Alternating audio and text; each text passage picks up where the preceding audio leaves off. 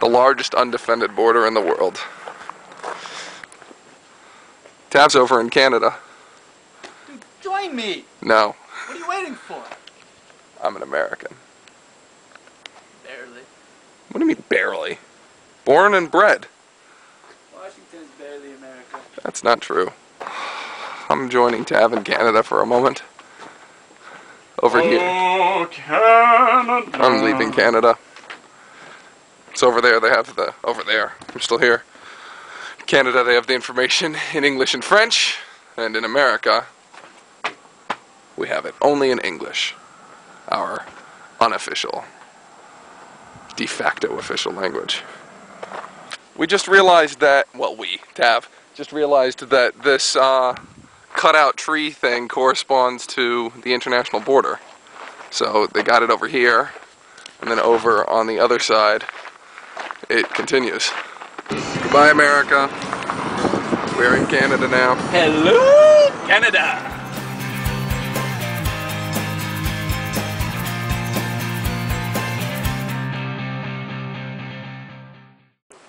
First night camping. It's free, so that's good. Exhausted, so that's not. Got stopped and totally searched the border. That wasn't unpleasant and such. That's all I've got to say. So I'm hoping to rest and feel bright and shiny in the morning. That's the hope. Downtown Whitehorse, Yukon. And they still have Prospectors of the Year, which I found intriguing. This is a case just because something is on sale, it doesn't mean you should necessarily buy it. It's $45 off. For down that to $10. see-through. You don't even necessarily have to wear shorts underneath. I can't imagine you Or a would. shirt, probably. Well, the shirt wouldn't go with the pants. And then over there, they have Nalgene flasks for the hiking alcoholic. Signpost Forest in Watson Lake, Yukon Territory, Canada. So, my perception of things here is that most of these signs were stolen and brought here to live. Some were created by people, obviously. Even some of the street sign looking things seem like they were created by people. There's a lot of German stuff, whether it be German, Austrian, or Swiss. But other than that, Newport Beach. Sweet. The fun of nature. We passed a bison, and behind me, you see that there is and has been forest fires. All the trees charred and such. British Columbia. Bison. Here's the herd you wanted. Here's the herd I wanted.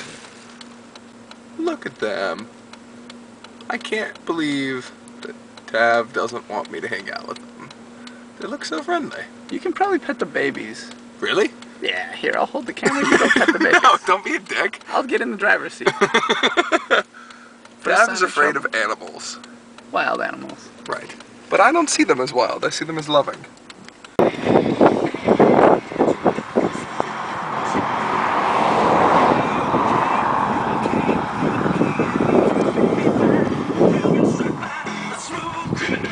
Muncho Lake. There's Tav over in the distance. What are you looking for, fish?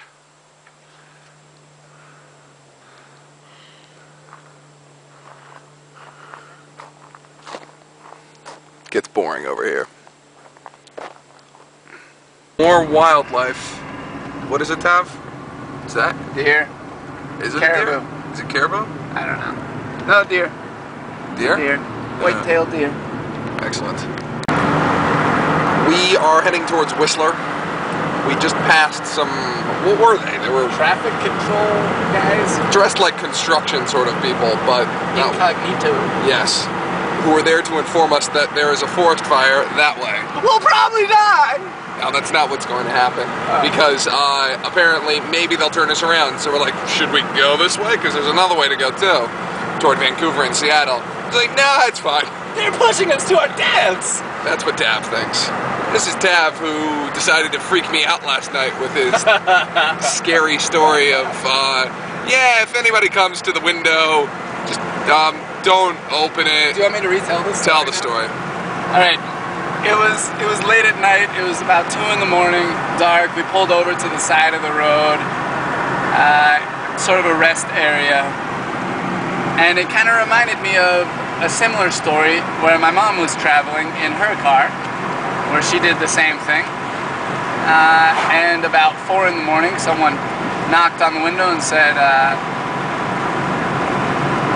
"Forest control, ma'am, could you please open the door and step out?"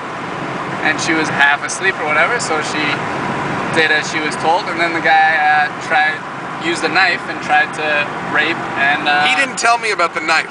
Yeah, he had a knife. He tried to rape and he beat her up a little bit. But she didn't get raped. She had a few cuts, bruises, swollen eye, that sort of thing. But she was fine. She was able to fight him off until someone heard her screams and cops came. And so I told Ronnie, if someone comes to the door and knocks on the window, don't open the door, just roll down the window, see what they want, and then we'll decide what course of action to take from there. This did not make Ronnie feel better. In fact, it had the opposite effect, where he stayed awake and asked questions and freaked out at every It was sound. scary. I mean, who the hell wants to hear a story like that right before going to sleep alone in a car with this guy at a rest stop? So to protect himself, what did you do, Ronnie? Tav gave me this big flare, and I had my Swiss Army knife. And the thing is, I thought about it, and I'm like, you know, I shouldn't have the knife portion out, because that could cause danger.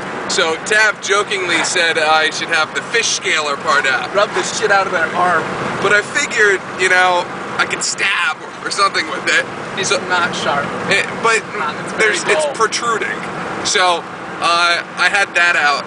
And then once I started getting more tired, I realized if Tav continued and like startled me, I might like knock him with the flare or something, or with the Swiss Army knife, and I decided it might be dangerous for everybody. So, yeah, not a great night's sleep.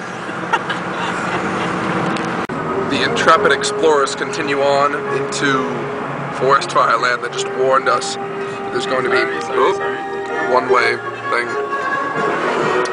Ooh, that's pretty. They warned us that there's going to be low-flying helicopters dumping water. Probably forest fires on either side of the car. Is that what he said? Likely animals tearing through every None of this will happen. No. They are low-flying.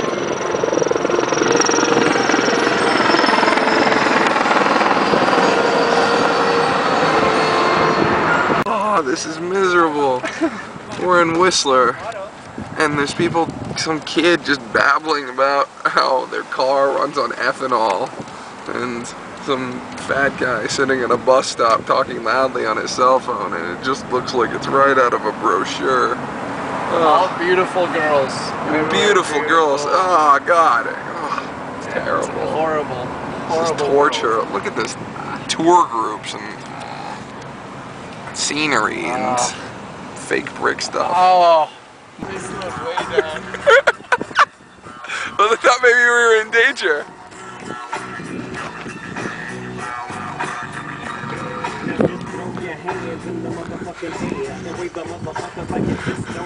Oh yeah! Oh yeah!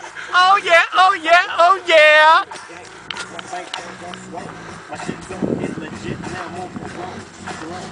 You gonna strip, dude?